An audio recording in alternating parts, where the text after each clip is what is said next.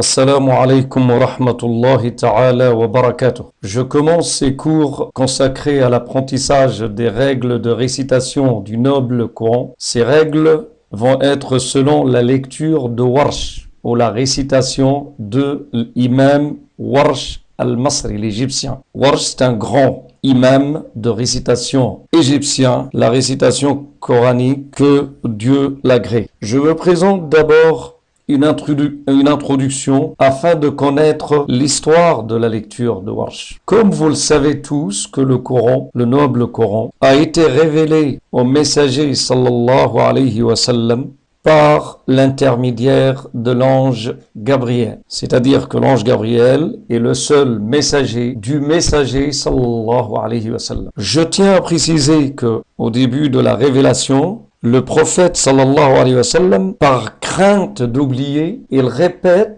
il bouge sa langue, il répète la révélation de l'ange Gabriel. C'est-à-dire quand l'ange Gabriel donne ou lit le Coran devant le messager sallallahu alayhi wa sallam, le messager, il est en train de répéter avec lui. Allah subhanahu wa ta'ala, il lui a dit dans la sourate de Al-Qiyamah, La tuharrik bihi lisanaka lita'jala bih.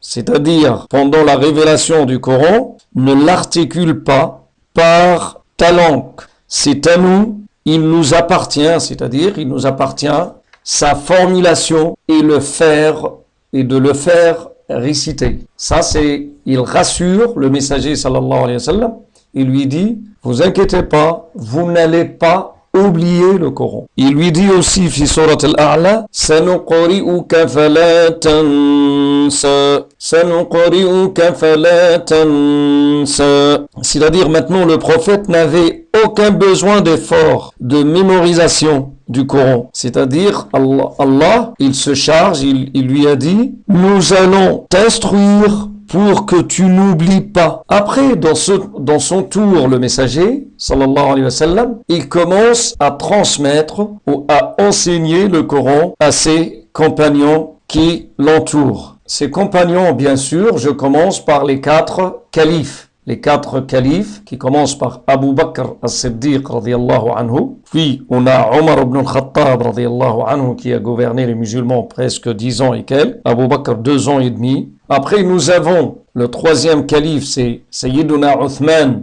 radiyallahu anhu. Après nous avons Ali radiyallahu anhu aydan. Après nous avons Abdullah ibn Omar, le fils de Omar. Aussi, c'est parmi les grands savants du Coran. Après, nous avons Zayd ibn Thabit. Zayd ibn Thabit. Vous savez pourquoi j'ai colorié ce sahabi un petit peu particulier? Parce qu'on va voir que Zayd ibn Thabit était toujours le scribe de messager sallallahu alayhi wa sallam. Sachant que le prophète, ne sachant ni lire ni écrire, avait un atout, un jeune, Zayd ibn Thabit, était toujours son scribe, maîtrisant bien sûr plusieurs langues. Nous avons aussi Abu Huraira radiyallahu anhu, parmi les grands savants qui s'occupaient de l'hadith et du Coran aussi. Vous savez que Abu Huraira tout seul, il a rapporté presque 5374 hadiths, c'est-à-dire c'est le premier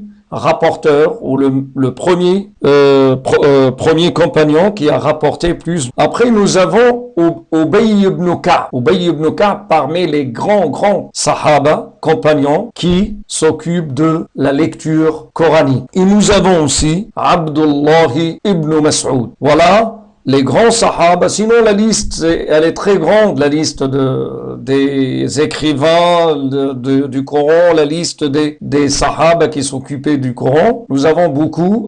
Et si vous voulez plus de précision, allez dans les grands livres ou regardez les cours qui s'occupaient de ça.